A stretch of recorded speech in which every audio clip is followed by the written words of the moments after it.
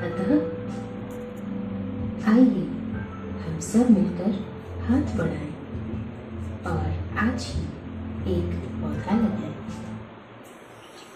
यदि आपके हृदयांतर में माँ प्रकृति के लिए प्रेम है या इस प्रेम का एहसास चाहती है तो हरित वीरवार में एक सेवा द्वार है। आज ही जुड़े। कॉल 9826 220022। हमारी हरित वीर के रूप में भूमिका। तो सबसे पहले तो ये समझिए कि जब किसी विषय पर संगोष्ठियां होने लग जाएं, जब किसी विषय पर चर्चाएं होने लग जाएं, समझ लीजिए कि वो जगह कितनी दुर्दशा की हालत में आ गई होगी। नहीं तो विषय नहीं बनती। विषय दो ही कारण से बनती है, या तो ऊंचाइयां छू रहे हों या नीचे जा रहे हों। सामान्य जन को, जैसे अभी लाइट गई है तो एक विषय है, अगर लाइट जल रही होती तो विषय नहीं था, कि वो सामान्य घटना थी। तो हमें अपने आप को सामान्य से असामान्य की तरफ बढ़ाने के लिए आज की संगोष्ठी है। तो बात ये है कि जो माँ प्रकृति है, मैं उस शब्द से आप सबके साथ, चूँकि इसमें बहुत सारे प्रोफेसर्स हैं, कुछ वरिष्ठ जन हैं, जो ज्ञान वाली बात तो कुछ हो नहीं सकती, मैं उनके साथ कुछ साझा करूं जो उनके लिए नया होगा। हो सकता है कि बस उनके जो ज्ञान है उसी को वो पुनरावलोकन करेंगे और कुछ नहीं होगा। तो माँ प्रकृति यानी कि इंग्लिश में मदर नेचर कहते हैं। टनों से इस पर मटेरियल मौजूद है, इंटरनेट पर, गूगल पर, सब जगह सबको मिलेगा। लेकिन आप उसको समझने की कोशिश कीजिए कि हमें अपनी माँ को अब पहचानना पड़ रहा है।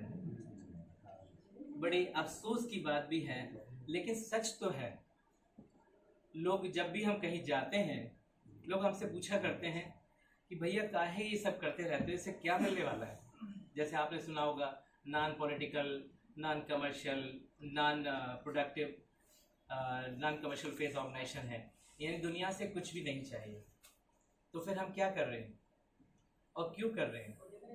हमारी कमजोरी कहाँ से आई है मैं बताऊं। अफसोस की बात यह है, हम सब चीज़ है, ये हम सबको तोड़ रही है। हमें इससे बाहर आना पड़ेगा। हमारी जो मानसिक दीवारें हैं, याद कीजिए, प्रकृति ने कभी कोई दीवारें नहीं बनाई, इंसानों ने कोई दीवारें नहीं बनाई। दीवारें बनी है मनस में। आपने देखा होगा, पाकिस्तान से रोज इन्फ्लेटेशन होता है तो हम लोग कहते हैं वहां बागड़ लगा दो, ये लगा दो। क्या आप हजारों लाखों किलोमीटर में लगा पाए? नहीं लगाई जा सकती, संभावना ही नहीं है। तो बस मानसिक रूप है कि यहाँ से यहाँ तक मेरा घर है, यहाँ से तुम्हारा घर है। ये जो मेरा और तुम्हारा की भावना है, इसने हम सबको बहुत कमजोर किया। इतना कमजोर कर दिया कि हम बताएं हमारे परकोटे में चले गए, जो बहुत छोटा सा मान लिया। इसलिए उससे बाहर कुछ होता है तो हमें लगता है ये तो मेरा ही नहीं है, तो मेरा इससे कोई सरोकार नहीं। तो फिर इंग्लिश के दो शब्द उठ के आए, एम्पैथी और सिंपैथी। सिंपैथी सबके पास होती है जनरली। सिंपैथी का मतलब होता है सहानुभूति। और जैसे एम्पैथी की बात करते हैं तो हमारे अंदर आती है परानुभूति। यानी जैसे किसी के लग गई है तो अपन उसको कुछ सामान लगाने लग जाते हैं, तो ये सहानुभूति है। लेकिन उसको जो तकलीफ हो रही है वो जब मुझे महसूस होती है तो परानुभूति बन जाता है। तो आपने इंटरनेट से एक खूबसूरत चीज सीखी होगी। आप सोच रहे होंगे सब्जेक्ट से कहीं बाहर तो नहीं है। याद रखिए, मैं वहीं रहूंगा जिसके लिए हम आए हैं, बिल्कुल नहीं लूंगा। इंटरनेट से आपने एक नई चीज देखी होगी 2000 के बाद से, कि शेयर शब्द आ गया, SHARE, शेयर, साझा, लगातार। जो पहले था पर हमारे दिमाग में हलचल नहीं करता था। तो साहब व्हाट्सएप पे कुछ आया, अच्छा ये तेरे पास भी बढ़ा दिया, उसके पास भी बढ़ा दिया, फेसबुक पर भी बढ़ा दिया, दोस्तों को दे दिया। कोई पिक्चर अपने पास में आ गई, टेलीग्राम से सबको फॉरवर्ड कर दी। क्यों? क्योंकि उसमें कुछ लग नहीं रहा हमारा, तो हम शेयर करना सीखने लगे। अब वापस आते हैं, आप सब, मैं, सब लोग, हम लोग कहीं ना कहीं अपनी एक जीविका के साथ हैं। यानी कि ये पढ़ाई की जीविका में है, वृत्ति में है, आप जॉब में हैं, आप अध्ययन के जॉब में हैं, सब अपने अपने जॉब्स में लगे हुए हैं। इसके साथ ही अगर कोई नई बात करे, मेरा जैसा बंदा आके आपके सामने कहे कि साहब अपने को प्रकृति का चिंतन करना है तो समझ में नहीं आता लोगों को, क्योंकि आज के समय में जिस तरह से भागती दौड़ती और बाजार संस्कृति वाली दुनिया है, जिसमें हमारा कुछ रहने नहीं देते वो लोग, हमें लगातार दबाव में डालते हैं। हर विज्ञापन आपके घर में एक आतंक देता है, ध्यान दीजिएगा। हर विज्ञापन, क्यों? क्योंकि वो यदि चीज आपके पास में नहीं है तो समझ लीजिए उसकी शुरुआत हो गई उस दर्द की आपके घर में, और कहीं ना कहीं 1 साल 2 साल 3 साल के बाद आप उस वस्तु तक पहुंच चुके होंगे जिसका विज्ञापन आ रहा था। ये बाजारू संस्कृति है जो हमको बाजार में खड़ा कर रही है। इससे हम लोग अपने आप को भूल रहे हैं और अपनी संस्कृति, अपनी विरासत, अपना परिवार, अपना समाज, सब कुछ छूटता जा रहा है। लेकिन ऐसा नहीं है कि अगर ये हम सब पकड़ेंगे तो हमारी रोजी रोटी, हमारा जीवन, हमारी पढ़ाई या लिखाई में कहीं पर कोई फर्क आएगा। विश्वास मानिए, मेरा 25 सालों का अनुभव है मुझे इस बात का, 1995 से लगातार, कि जब आप कुछ बेहतर करते हैं जिसमें आप अपने लिए कुछ नहीं कर रहे हैं, तो देखिएगा आपके सारे काम इतने तो हो ही जाएंगे कि आप जिंदा रहेंगे। मैं विश्वास इस बात का दिलाऊंगा आप सबको। ये नहीं कहूंगा कि आप इस देश के राष्ट्रपति भी बन जाएंगे, क्यों नहीं कहूंगा। मैं रोजी फिल्म ना दिखाते हुए मैं इतना कह सकता हूं सबसे पहले कि आप सबका, मेरा जीवन एटलीस्ट इतना तो चलता रहेगा कि हम पूरी तरह से बूढ़े होकर अपने स्वाभाविक जीवन के नमस्ते वाले टाइम तक पहुंचेंगे। उससे कोई दुनिया की ताकत नहीं रोक पाएगी। और ऐसा अगर जो अपन सोच रहे हैं कि हम कुछ दुनिया का सोचें, अगर ना सोचते हैं तो भी पहुंचेंगे और नहीं भी पहुंचेंगे, दोनों संभावना साथ है। लेकिन अगर आप जिस रास्ते की मैं बात कर रहा हूं इस पर हम चलते हैं तो पूरी संभावना है कि आप बकायदा पूरी तरह से यहां से एक नेचुरल डेथ जिसे कहते हैं, जब ईश्वर बुलाता है तभी हम जाएंगे। बीच में कम से कम हमें कोई नहीं रोक पाएगा। ये मैंने देखा है। ये मैं नहीं कहूंगा कि हम अंबानी बनेंगे, हाँ अगर बनते हैं तो well and good for you and I am wish for that कि बनो, क्योंकि आप कहीं ना कहीं दुनिया की मदद में तो उतरोगे, क्योंकि आप अच्छे इंसान हो। खास बात क्या है, पैसा जहां उसका उपयोग ना आता हो बेईमानी है, और जिसे उपयोग आता है पैसा बहुत खूबसूरत चीज है। तो हमें ऐसे लोगों के हाथ में पैसा पहुंचना बहुत जरूरी है, जो बुद्धिजीवी हैं, जो चिंतक हैं, जो विचारक हैं, जो समाज सुधारक हैं। इनके पास पैसा होना मैं समझता हूँ कामना का विषय है, मिलना ही चाहिए, क्यों इनसे कम से कम गड़बड़ झाला नहीं होगा और कुछ बेहतर दुनिया को दे पाएंगे। तो हम अपनी उस बात पे आते हैं कि सब जब दुनिया शुरू हुई तो जैसा मैंने पढ़ा, ये मेरा अनुभव नहीं है, मैंने पढ़ा हुआ सुना रहा हूं। जब दुनिया शुरू हुई, हाँ मैं लेकिन ईश्वर से प्रार्थना करता हूं कि जो मैं अनुभव बता रहा हूं वो आप सबको नसीब हो। तो जब दुनिया शुरू होती है तो बताया जाता है कि सबसे पहले सृष्टि में, जैसे आप सब लोग मानते हैं, जानते हैं, पूजा करते हैं, आराधना करते हैं, नमाज पढ़ते हैं, सब तरह से ईश्वर नाम से शुरुआत कर देते हैं। जबकि जैसे आप आगे बढ़ेंगे सबके साथ में तो आप जानेंगे ईश्वर से आगे भी कुछ है। तब अचानक लगेगा ओ हमारे पापा मम्मी, दादा दादी के पापा मम्मी भी सिर्फ ईश्वर ईश्वर करके ही चले गए। ईश्वर तो समझ लीजिए 3rd 4th जनरेशन है जहां से हम सब आए हैं। इसे असल शब्द में कहा जाए तो हिंदी में, संस्कृत में एक शब्द है भूमा, BHUMA। अधिक संख्य बुद्धिजनों ने और सुधीजनों ने तो सुना ही हुआ है। ये भूमा से हम सब लोग आए हैं, वहां से शुरुआत होती है।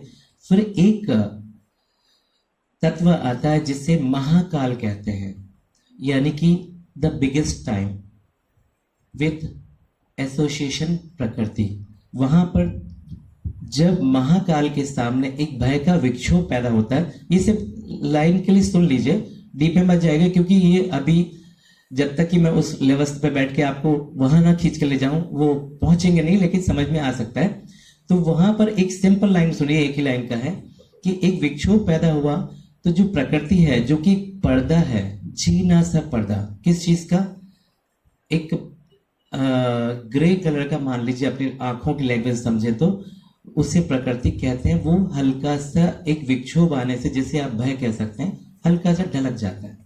ढलकने से पहला युग्मन होता है महाकाल प्रकृति, जिससे ये दुनिया जिसमें हम सब शामिल हैं दिखलाई पड़ते हैं। तो जिनने बहुत सारा आध्यात्मिक साहित्य पढ़ा होगा, आध्यात्मिक जानकारी ली होगी और आध्यात्म में बड़े होंगे, उनने महसूस किया होगा जो मैंने अभी समझा कि सिर्फ जब ईश्वर से चलती है ना, तो एक चीज है जिससे हम हमेशा भयभीत रहते हैं। कौन सी चीज? भय, डर, कालिमा। शुरुआत से ही ईश्वर के साथ भय चलता आ रहा है, ये मूल शब्द है। तो अक्सर लोग, मैं बड़ी खूबसूरत बात आपके साथ शेयर करूंगा, अक्सर लोग डरते हैं। मैं कहता हूं जब हम भय के साथ ही जन्मे हैं तो हम क्यों डरेंगे? और डर से कैसे डरना? कोई और चीज हो तो डराए हमें डर से क्यों डरना? डर तो हमारा है, हमारी प्रॉपर्टी, इनहेरेंट प्रॉपर्टी है, जीन से आई है। तो इसको आज की तारीख से कम संकल्प करिए कि नहीं डरना है, सकारात्मक सोचना है, आगे देखना है, लुक फॉरवर्ड रहना। लाइफ में कभी भी लुक फॉरवर्ड के अलावा कुछ मत करिएगा। आप देखेंगे आप जीत रहे हैं। मेरा विश्वास है, मुझे नहीं मालूम कि मैं कहां पहुंचूंगा, क्या करूंगा, लेकिन जिनके साथ बात कर रहा हूं उन पर मेरा अपना कॉन्फिडेंस है कि आप जीतेंगे। मैं जानता हूं यदि हम सब एक साथ चले तो वहां से प्रकृति शुरू होती है। तो सोचिए, जब वहां से हम आते हैं तो हमारे पास क्या था? हमारे पास दो वस्तु थी। एक आत्मिक तत्व था जो उससे हमें कनेक्ट करता था, क्योंकि हम मां से आए थे। तो मां से आए थे तो आत्मिक पहला तत्व था प्रेम, दूसरा तत्व था वीरता। ध्यान दीजिएगा, सिर्फ दो ही तत्व के साथ उतरे हैं, वीरता और प्रेम। प्रेम जितना हम उसको अपना रखते हैं उतना ज्यादा रहता है। ध्यान दीजिएगा, आप सामने वाले को छोड़ते चले जाइए, आपका प्रेम घटता चला जाएगा। आप जितना उसे पकड़े रहते हैं आपका प्रेम उतना ग्रो करता है। तो उस मां से हम सब चले हैं तो उसके प्रेम और वीरता के सहारे, क्योंकि भय को आपको साथ लेना था, तो सिर्फ भय ही वीर पर विजय प्राप्त कर सकता है, भय पर वीर ही विजय प्राप्त कर सकता है। तो हम वहां से चलते आए। तो साहित्य देखेंगे आप, सारे ग्रंथ पढ़ेंगे, वेद में जाएंगे, वहां पर आप देखेंगे दो शब्द आएंगे, व्यष्टि जीव और समष्टि। समष्टि अर्थात जिससे हम सब आए हैं, सारी दुनिया, समष्टि, और व्यष्टि अर्थात मैं। व्यष्टि ही, ये जो इस पर स्क्रीन ऑफ हो गई है, हरितवीर है। यानी संसार में जहां भी कहीं पर भी जीवन है, जितने भी जीवन है, यानी प्लैनेट्स ऑफ प्लैनेट्स में, वो सब के सब जाने और अनजाने हरितवीर हैं, जिसे इंग्लिश में ग्रीन डोनर कहते हैं। ये शब्द है जो आदिकाल से चला आ रहा है, उसमें न मैं न आप, कोई नहीं नकार पाएंगे। हम सब हैं, कोई जानता है, कोई बिना जाने है। यदि आपके हृदयांतर में मां प्रकृति के लिए प्रेम है या इस प्रेम का एहसास चाहते हैं, तो हरित वीर वाहिनी एक सेवा द्वार है। आज ही जुड़े। कॉल 9826 220022।